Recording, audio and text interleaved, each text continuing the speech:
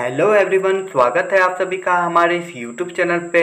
तो आज हम आप लोग को बताने जा रहे हैं कक्षा 7 JCERT बोर्ड मतलब झारखंड बोर्ड के बुक का भूगोल का अध्याय 2 जो कि है पृथ्वी की आंतरिक बनावट और सेल का कंप्लीट क्वेश्चन आंसर।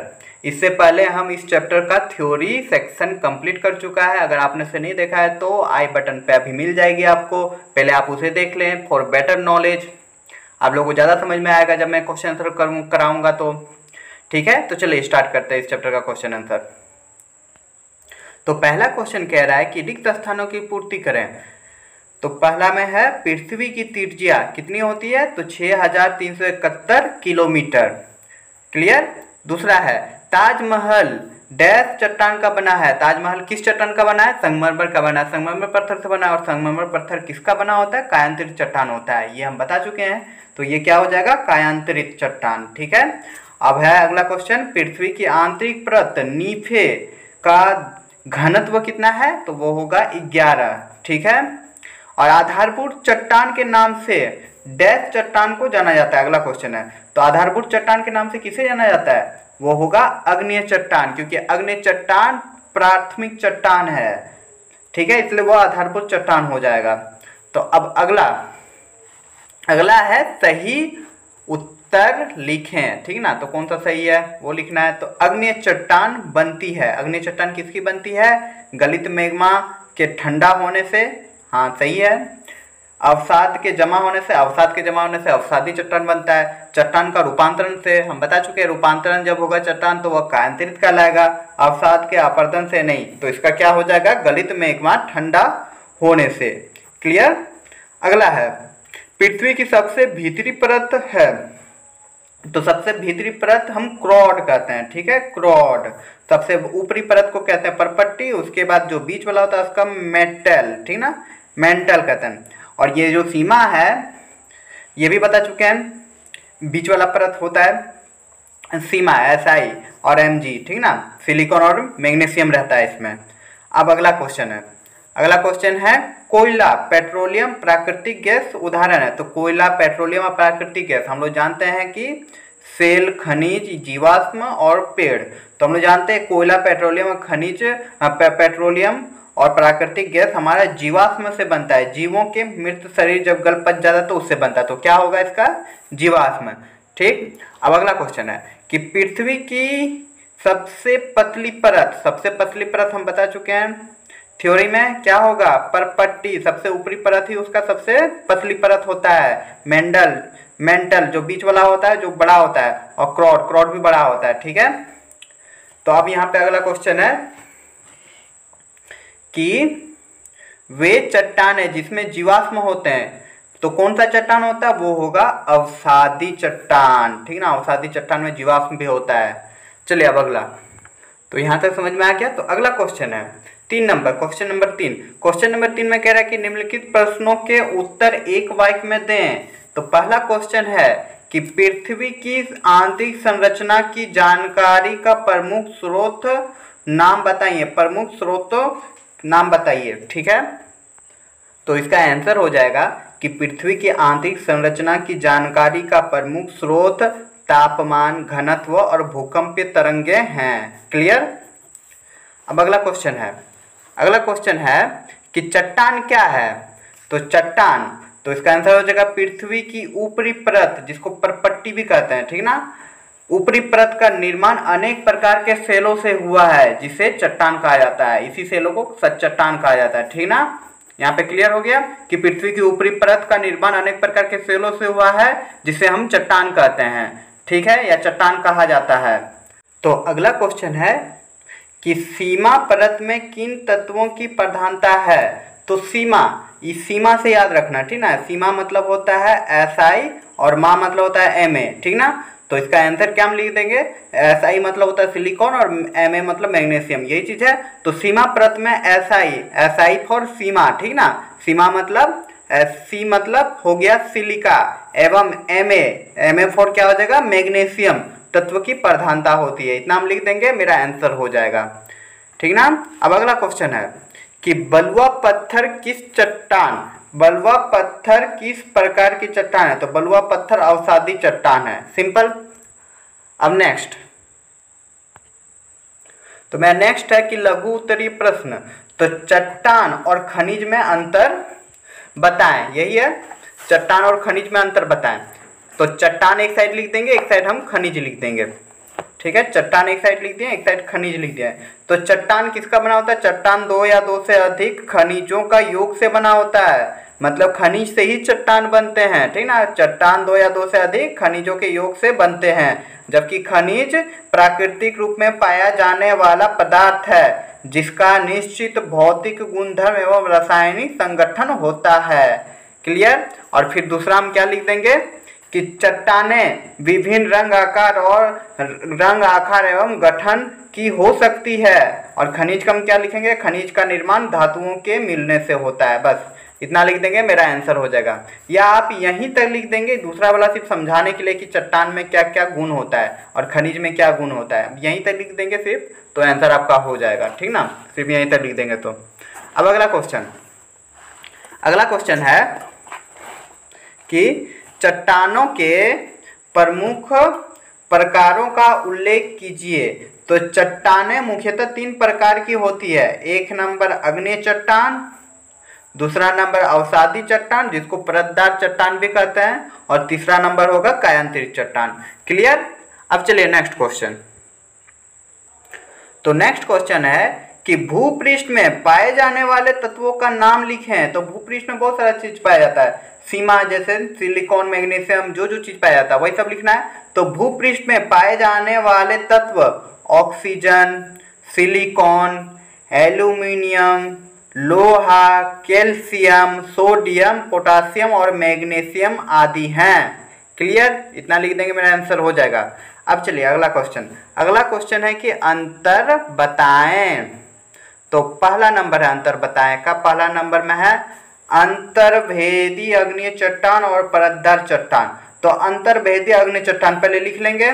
जब तरल मैग्मा भूपर्पट्टी के अंदर गहराइयों में ही ठंडा हो जाती है, तब इससे बनी चट्टान को अंतर्भेदी अग्नीय चट्टान कहते हैं। क्लियर। जब मैग्मा जो रहता है वो जमीन के अंदर ही ठंडा हो जाता है और वहां जो चट्टान बनता है उसको अंतर्भेदी चट्टान कहते हैं, वही लिखे हैं। तो अंतर्भेदी चट्टान हम समझ गए क्या होता है। और परतदार चट्टान किसको बोलते हैं, यहाँ पे लिखे हैं। चलो देखते हैं इसमें क्या होता है परतदार में, ये हम पढ़ा चुके हैं। तो जब जल, वायु, हिमनदी आदि द्वारा अग्नि चट्टान टूटकर महीन कण में बदल जाते हैं, इन छोटे कणों का अवसादी कहते हैं।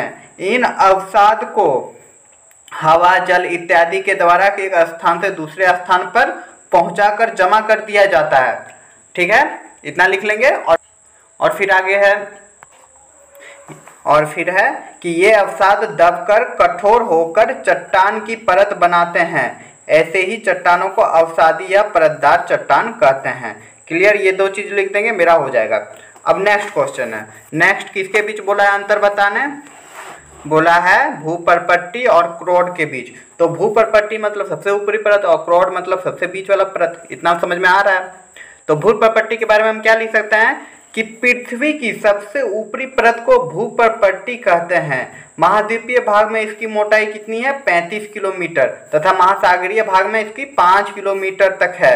ठीक है। और क्रोड के बारे में हम क्या लिख सकते हैं, दोनों में अंतर तब स्पष्ट हो जाएगा कि पृथ्वी के केंद्रीय परत को एकदम बीच में जो रहता है परत, उसको क्या बोलते हैं, क्रोड कहते हैं। इसकी गहराई कितनी होती है, 6371 किलोमीटर तक है। ठीक ना, इसकी गहराई 6371 किलोमीटर तक है। क्लियर। चलिए अब नेक्स्ट क्वेश्चन। तो अगला क्वेश्चन है क्वेश्चन नंबर 6, कारण बताइए। तो इसमें कारण किसका बताना है कि बलुआ पत्थर और परतदार पत्थर। तो परतदार पत्थर के बारे में बताना है और परतदार चट्टान, बलुआ पत्थर और परतदार चट्टान के बारे में। तो चलिए देखते हैं कारण। तो इसका आंसर हम लिख सकते हैं कि जल, वायु, हिमनदी आदि द्वारा अग्नि चट्टान टूटकर महीन कण में बदल जाते हैं। इन छोटे कणों को अवसाद कहते हैं। यह अवसाद हवा, जल आदि के द्वारा एक स्थान से दूसरे स्थान पर पहुंचकर जमा कर दिया जाता है। ठीक है। ये अवसाद दबकर कठोर होकर चट्टान की परत बनाते हैं, जिसे अवसादी या परतदार चट्टान कहते हैं। और बलुआ पत्थर भी बलुआ पत्थर भी यहाँ पे, सॉरी यहाँ पे इसी तरह लिख देना, ठीक ना, बलुआ पत्थर भी इसी तरह अवसादी रेत के दानों से बनता है, ठीक ना। कारण हो गया, समझ में आ गया ना, कि कारण बताना कि बलुआ पत्थर और परतदार पत्थर के बीच क्या कारण है, दोनों आपस में कैसे कारण है। तो हम इसका क्या बताएं, फिर से एक बार रिवाइज कर देता है, ठीक ना, फिर से रिकैप कर देता है कि जल, वायु, हिम नदी आदि द्वारा अग्नि चट्टान टूटकर महीन कण में बदल जाते हैं। इन छोटे कणों को अवसाद कहते हैं, ठीक ना, जो टूट जाते हैं उसको अवसाद कहते हैं। और वही कण तुम्हारा बलुआ पत्थर में भी होता है।